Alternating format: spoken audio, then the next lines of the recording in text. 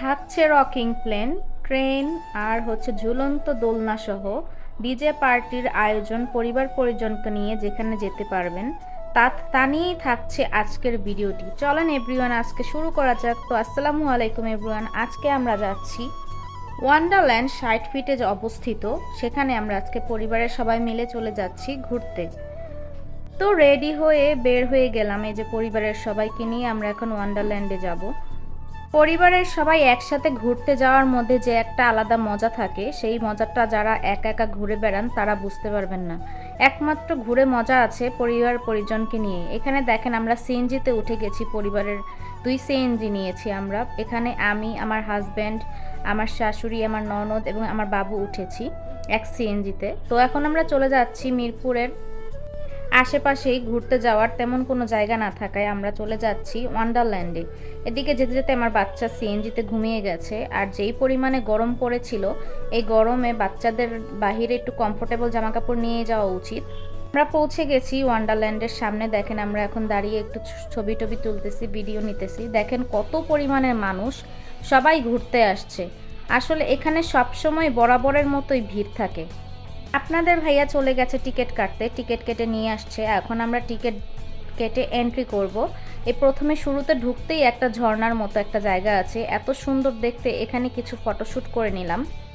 Photoshoot করার শেষে ভিতরের দিকে হাঁটতে লাগলাম। এখানে দেখলাম বাচ্চাদের গাড়ি চালানোর ব্যবস্থা আছে। এখানে আমার মেয়ে এতক্ষণে ওর বাবা উঠিয়ে দিয়েছে, বলছে বাচ্চার জন্য এসেছি, বাচ্চাই যদি আনন্দ না করে তাহলে আমরা এসে কি করলাম। এজন্য ওকে উঠিয়ে দিয়েছে দেখানোর জন্য। এখন আমার মেয়েও মানুষের শব্দে উঠে গেছে, ও আবার শব্দতে ঘুমাতে পারে না। এখানে দেখেন কত সুন্দর একটা ঝর্ণা, আর ভিতরে এত পরিমাণের মানুষ যে ভিডিও করাও যাচ্ছিল না, ছবি তোলাও যাচ্ছিল না। সবাই ঘুরতে আসছে পরিবারকে নিয়ে। আসলে আমাদের ব্যস্ততার জীবনের মধ্যে একটু পরিবারকেও সময় দেওয়া উচিত, পরিবারকে নিয়ে একটু টাইম কাটানো উচিত। তাহলেই পরিবারের সবার মন মানসিকতা সবসময় ভালো থাকে, মনও ভালো থাকে। সংসারের দিকেও তেমন একটা কোনো বেখেয়ালি কাজ করে না। মাঝে মাঝে একটু পরিবারকে নিয়ে ঘুরতে যাওয়া উচিত। এখানে বাচ্চাদের পাশাপাশি বড়দের জন্য কিছু রাইডের ব্যবস্থা আছে, যাতে বাচ্চাদের সাথে প্যারেন্টসরা যারা যাবে তারা যাতে বোর্ড না হয়ে যায়, তারা যাতে একটু এনজয় করতে পারে। এই যে দেখছেন হাউস বোট, তারপর দোলনা, তারপরে হচ্ছে এই যে নৌকা, থাকছে আরও অনেক কিছু। এই যে দেখছেন বাচ্চাদের এই ট্রেনটা, এই ট্রেনটাও খুব ভালো ছিল। আশেপাশের পরিবেশটা খুবই ভালো, খোলামেলা জায়গায় ঘুরতে যাওয়ার জন্য আমার কাছে ভালোই মনে হয়েছে। চাইলে আপনারাও গিয়ে ঘুরে আসতে পারেন। আমাদের যে দেখছেন এই যে ঝুলন্ত বড় দোলনাটা, এই দোলনাটায় আমরা খুবই এনজয় করেছি। এ দেখেন আমার শাশুড়ি, শ্বশুর, ননদ ওরা উঠেছে, ওরা বলতেছে খুবই ভালো লাগছে ওদের কাছে এই দোলনাটা। এটার প্রত্যেকটার টিকিট মেবি 120 টাকা করে সামথিং, আমার এতটা খেয়াল নেই। এদিকে আমি এই বেবি বাউন্সারে উঠিনি, এখানে আমার মেয়ে আর ওর বাবার সাথে উঠেছে। আমার বাচ্চা আমাকে দেখতে না পেয়ে অনেক কান্নাকাটি করতেছিল, পরে ওর বাবা অবশ্যকে থামিয়ে দিছে। ও আসলে বুঝতেছিল না, ছোট মানুষ তো, এই জন্য বুঝতেছিল না যে এটা কি, এই জন্য অনেক কান্না করতেছিল। পরে বললাম যে তুমি ওকে বোঝানোর চেষ্টা করো। পরে দেখলাম ও আস্তে আস্তে থেমে গেছে কান্নাকাটি।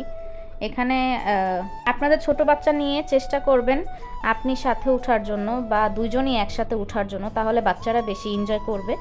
আর এখানে দেখছেন হাউস বোট, এই হাউস বোটে আমরা উঠেছিলাম, আমি আর আপনাদের ভাইয়া উঠে গেছি এই হাউস বোটে। এই হাউস বোটে হচ্ছে পা দিয়ে চালাতে হয়, এজন্য বেশি একটা ভালো লাগে না, এই পা ব্যথা হয়ে যায়।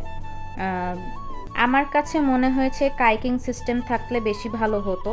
পা দিয়ে চালাতে চালাতে পায়ে অনেক প্রেশার পড়ে, এই জন্য পায়ে অনেক ব্যথা লাগে। দেখেন পায়ের উপরে অনেক প্রেশার পড়ার কারণে পা ব্যথা হয়ে গেছে। এই জন্য আমি বললাম আমি চালাবো না, আপনাদের ভাইয়াই পুরোটা চালিয়েছে। অথচ আমার জেদ করার কারণে এখানে ওঠা। ও বলেছিল যে এটা তেমন একটা ভালো হবে না, উঠো না। তারপর আমি জেদ করে উঠছি যে না একটু দেখি কীরকমের লাগে। দেখেন দুইজন কীভাবে চালাইতেছি। শেষে থাকছে ডিজে পার্টির আয়োজন। এখন আমরা বেরিয়ে গেলাম, প্রায় রাত হয়ে গেছে, আমরা এই জন্য বের হয়ে গেলাম। বের হয়ে আসার পথে এখন হেঁটে হেঁটে মেন রাস্তা পর্যন্ত যাব, কারণ এখান থেকে রিক্সা পাচ্ছিলাম না বাসায় যাওয়ার জন্য। এই হেঁটে হেঁটে যাওয়ার পথে দেখলাম এই মসজিদটা, এত সুন্দর মসজিদটা, মসজিদটার নাম জানি না, আপনারা যদি কেউ জেনে থাকেন অবশ্যই কমেন্ট করে জানাবেন। এদিকে আমার বাবুর দাদা দেখেন দাঁড়িয়েছে বাবুর জন্য একটা বেলুন হাতে নিয়ে। এই মসজিদটা একটু ভিডিও করে নিলাম, এত ভালো লাগছিল ভিডিওটা। এখানে হেঁটে হেঁটে যাচ্ছিলাম, আর এই রোডটার মধ্যে এত মশা কেন আমি জানি না, আপনারা একটু জানাবেন। সবশেষে আমরা একটু খাওয়া দাওয়া করলাম, ফুচকা খেলাম, পিঠা খেলাম, তারপরে হচ্ছে চটপটি খেলাম, শরবত খেলাম, লাচ্ছি খেলাম, তারপর আমরা বাসায় চলে আসলাম। আল্লাহ হাফেজ।